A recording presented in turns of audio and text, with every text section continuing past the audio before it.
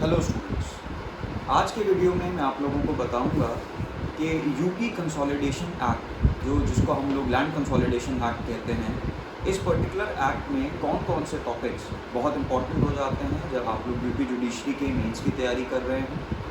जैसे कि मैंने आपको पहले भी लोकल लॉ, लैंड लॉ से रिलेटेड आपको वीडियोस में बताया है कि क्योंकि प्री में हम लोगों से ये टॉपिक्स नहीं पूछे जाते हैं, तो प्लीज़ पूरे बेयर एक्ट को डिटेल ना पढ़िए।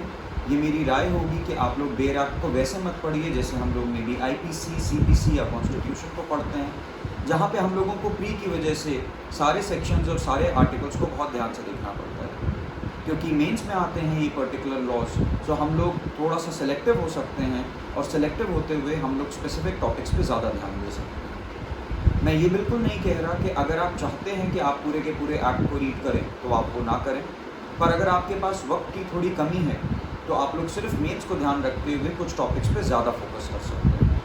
सो आइए वो जो कुछ टॉपिक्स हैं जो इस पर्टिकुलर एक्ट, जो कि अपने आप में बहुत छोटा एक्ट है, उसको हम लोग देख लेते हैं। मैं फिर से आपको रिपीट करूँगा जैसे मैंने पहले भी बोला है, अगर हमसे 6 एक्ट या 7 एक्ट पूछे जा रहे हैं लोकल लॉ में, डिपेंड करता है कि इस बार सिलेबस में क्या डिक्लेयर करा जाता है, तो एक भी एक्ट को स्किप मत करिएगा। चाहे एक्ट बड़ा हो चाहे एक्ट छोटा हो, हमको तैयारी सारे के सारे एक्ट से करनी है, क्योंकि सवाल हर एक्ट से ज़रूर से पूछा जाएगा।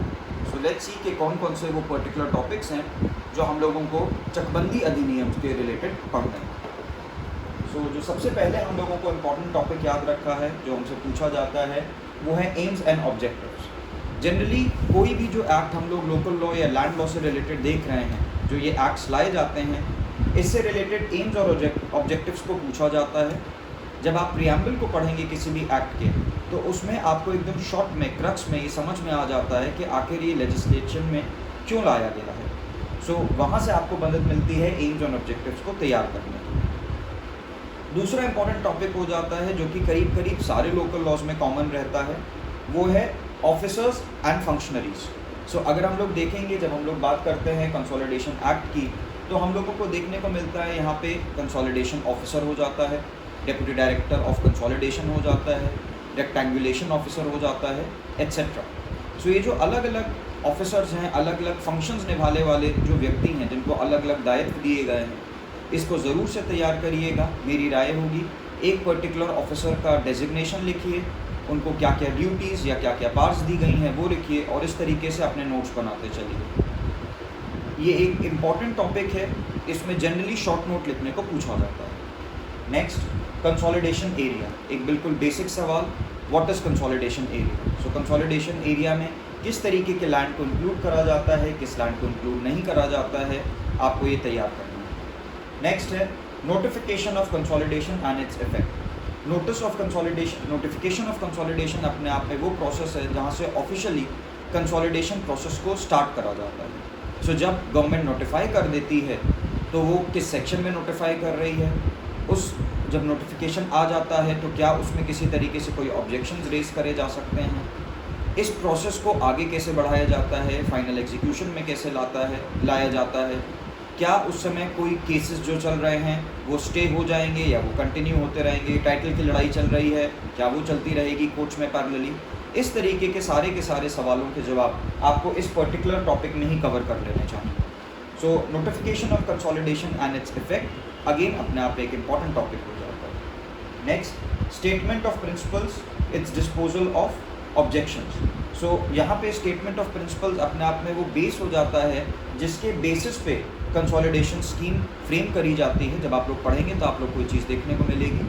तो स्टेटमेंट ऑफ प्रिंसिपल अपने आप में एक अलग कॉन्सेप्ट है और कंसोलिडेशन स्कीम अपने आप में एक अलग टॉपिक है। कई बार मैंने देखा है स्टूडेंट्स आपस में कंफ्यूज हो जाते हैं, उन्हें लगता है ये one and the same thing है, बट ट्रस्ट मी स्टूडेंट्स, ध्यान से पढ़िए, ऐसा नहीं है। दोनों अलग अलग सेक्शंस में अगर मेंशन्ड हैं तो उसका कोई रीज़न है, ये दोनों अलग टॉपिक्स हैं। सो आपको देखने को मिलेगा स्टेटमेंट ऑफ प्रिंसिपल पे जो स्कीम बनाई जाती है, वो प्रोविजनल स्कीम हो या फाइनल कंसोलिडेशन स्कीम हो, वो उस पर डिपेंडेंट होती है। सो क्या प्रिंसिपल्स हैं जिस पे फ्रेम करा जाएगा और क्या उस पर कोई ऑब्जेक्शंस रेज करे जा रहे हैं, उनको कैसे डिस्पोज ऑफ करा जाएगा, ये नेक्स्ट टॉपिक हो जाता है। इसके बाद provisional consolidation scheme and final consolidation scheme, दोनों में बहुत ज़्यादा फ़र्क नहीं है अगर आप लोग ध्यान से देखेंगे तो।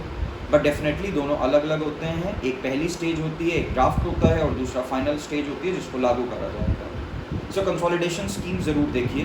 कंसोलिडेशन स्कीम इन सारे टॉपिक्स में कंपैरेटिवली ज़्यादा इंपॉर्टेंट टॉपिक हो जाता है।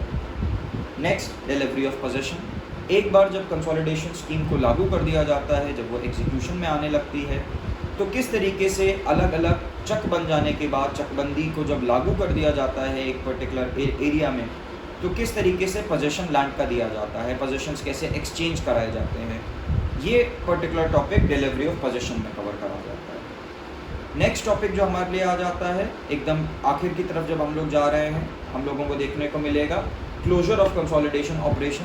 सो क्लोजर ऑफ कंसोलिडेशन ऑपरेशन आता है जब पूरी प्रोसेस हो चुकी है, पोजीशंस भी दिए जाने शुरू हो चुके हैं या वो प्रोसेस भी कंप्लीट हो गई, और फाइनल गवर्नमेंट एक नोटिफिकेशन निकाल के कंसोलिडेशन ऑपरेशन को एक पर्टिकुलर एरिया में ख़त्म कर देती है, बंद कर देती है।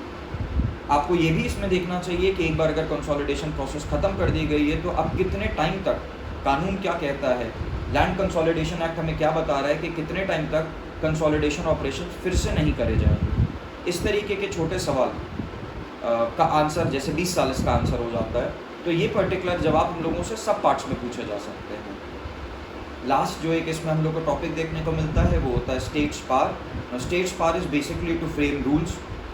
क्या वो रूल्स फ्रेम कर सकते हैं इस पर्टिकुलर एक्ट से रिलेटेड, एक जेनरिक आप लोग को एकदम एंड में देखने को मिल जाएगी एक जेनरिक लिस्ट कि वो इस एक्ट से रिलेटेड ऑलमोस्ट सारे टॉपिक जो यहाँ पे हमने लिखे हैं इन सब पे वो अलग अलग रूल्स फ्रेम कर सकते हैं, वो स्टेट की ताकत हो जाती है।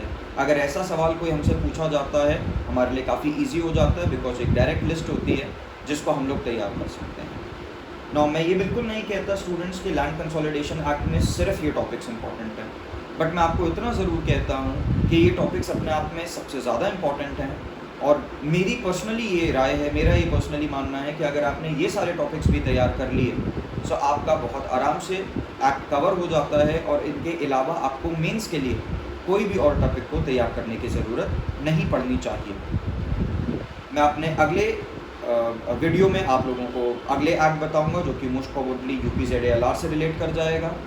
एज ऑलवेज मेरा फ़ोन नंबर मैंने मेंशन कर रखा है 7706893121। अगर आपको कोई भी सवाल मुझसे पूछना हो, कोई भी हेल्प चाहिए जे से रिलेटेड, आप मुझे कॉन्टैक्ट कर सकते हैं। Thank you so much.